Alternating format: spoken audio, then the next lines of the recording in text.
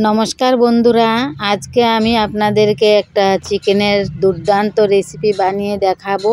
আর এই চিকেনটা কিন্তু যে কোনো চিকেন কারি থেকে সম্পূর্ণ আলাদা। আর এই রকম একটা চিকেন কারি তৈরি করতে আমি কিন্তু বাড়ির ঘরে থাকা সমস্ত মশলাই এখানে ব্যবহার করেছি। আর সেই সঙ্গে চারমগজ আমি ঘরোয়াভাবে তৈরি করে রাখি, আর সেটাও আমি এখানে চিকেনের মধ্যে ব্যবহার করেছি। তাহলে চলুন কিভাবে তৈরি করছি আপনাদের সবার সঙ্গে শেয়ার করা যাক। তার জন্য আমি এখানে 1 কিলো চিকেন নিয়েছি। ভালো করে কেটে ধুয়ে সেগুলোকে ম্যারিনেট করার জন্য একটি বড় পাত্রের মধ্যে ঢেলে দিলাম। আর সেই সঙ্গে কিন্তু আমি ঘরের সমস্ত কিছু মশলাই ব্যবহার করছি। দেখে নিন, একটু নুন আন্দাজ মতো, যা স্বাদে ব্যবহার করেন কম বেশি। রঙের জন্য এখানে আমি হলুদ দিলাম, আর আদা বাটা, কাঁচা লঙ্কা বাটা,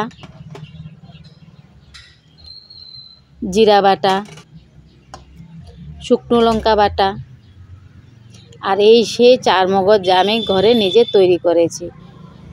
আপনারা যারা ঘরে চারমগজ তৈরি করেন আমাকে বলবেন। সেই সঙ্গে আমি গ্রেভি করার জন্য মাংসটাকে দই দিলাম, লং গোলমরিচ কুচিয়ে দিলাম, আচ্ছা করে একটু এলাচ দারচিনি এখানে আমি ব্যবহার করছি।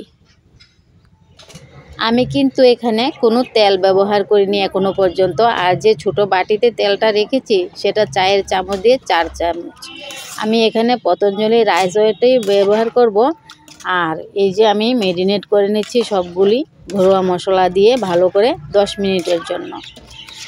এই রেসিপিটা কিন্তু নান, রুটি বা বিরিয়ানির সঙ্গে বা ভুনা পোলাওর সঙ্গে খেতে বেশ ভালো লাগে। তাছাড়া বাড়িঘরে আমরা যেভাবে ভাতে মাংস খাই সেটাও সুস্বাদু। তো এখানে আমি 10 মিনিটের জন্য ঢেকে দিলাম। আর এদিকে কড়াই বসিয়ে দিলাম গ্যাসের লো ফ্লেমে। আমার বাটিতে রাখা সেই চায়ের চামচ দিয়ে 4 চা চামচ তেলটা ঢেলে দিলাম।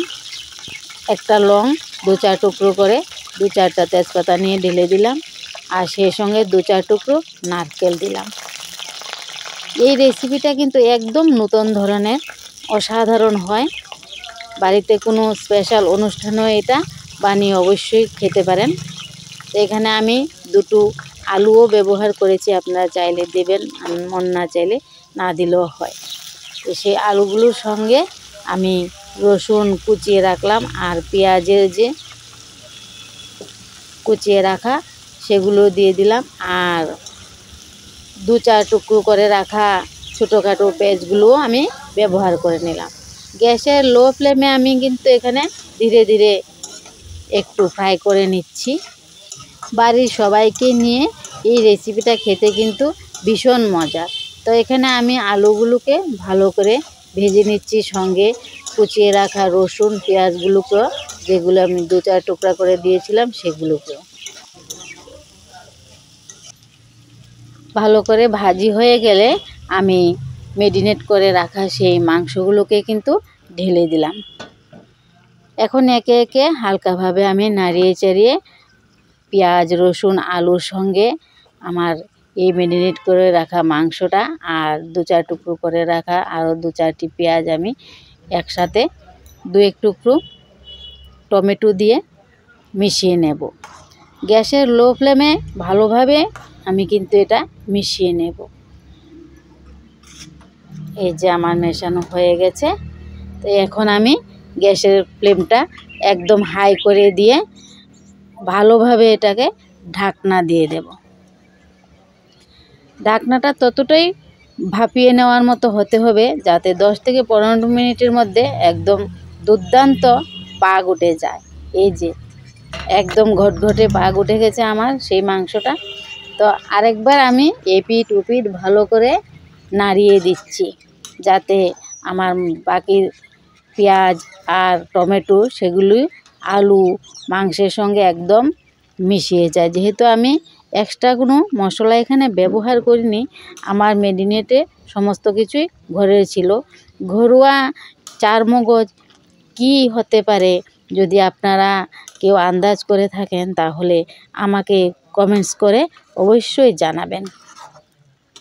আর আমার এই ভিডিওটি যদি ভালো লাগে লাইক শেয়ার সাবস্ক্রাইব অবশ্যই করবেন। এখন আমি অপর পিঠও ভালোভাবে নাড়িয়ে আবার ঢাকনা দিয়ে এবার কিন্তু ঠিক 10-15 মিনিটের জন্য আবার গ্যাসের ফ্লেমটা ডিম করে দিয়ে রেখে দিলাম। এই যে দেখুন, তাতে আমার কি পর্যন্ত তেল বেরিয়ে আসলো। আমি কিন্তু আগেই বলেছি এখানে চায়ের চামচ দিয়ে 4 চা চামচ তেল নিয়েছি, পতঞ্জলি রাইস অয়েল যেটা। আর এখানে দেখুন কি পর্যন্ত তেল বেরিয়ে আসছে মাংস থেকে। এটাই হলো আমার ঘরোয়া চার মগজের কেরামতি। এই যে, তা আমি সবটাই আপনাদের সঙ্গে শেয়ার করছি। আমরা মহিলারা না ঘরের বেশ কিছু জিনিস আগে থেকে গুছিয়ে গাছিয়ে রেখে দিই, যেন পরের তরকারিটা আর একটু স্বাদ করি, পরিবারের সবাইকে খুশি রাখতে, তাই না? তাই এখানে আমি আর একটু টমেটো ছিল, 2টো টমেটো নিয়েছিলাম আমি এখানে, তো এগুলিও দিয়ে দিলাম। আর যে ম্যারিনেট করে রাখা পাত্রটা ছিল সে পাত্রটা ধুয়ে আমি একটু ঝোল দিয়েছি। আমি আগেই বলেছি আমি কিন্তু কোনো কিছুই রান্না করে ওয়েস্ট না করার চেষ্টা করি। তো আমার কিন্তু এখানে শেষ পর্যায়ে ঘি দেওয়াও হয়ে গেল। তো সামান্য একটু ঘি আর একটু টমেটো দিয়ে নাড়াচাড়া করে নিলেই আমার কিন্তু এই মাংসটা রান্না হয়ে গেল। চিকেনের এই কারিটা আপনাদের কার কার পছন্দ আমাকে অবশ্যই জানাবেন। আর কে কে এইরকমভাবে খেতে পছন্দ করেন তাও আমার সঙ্গে শেয়ার করবেন। এই যে দেখুন কত স্বাদ, সেই দারুণ, একবার অবশ্যই ট্রাই করবেন।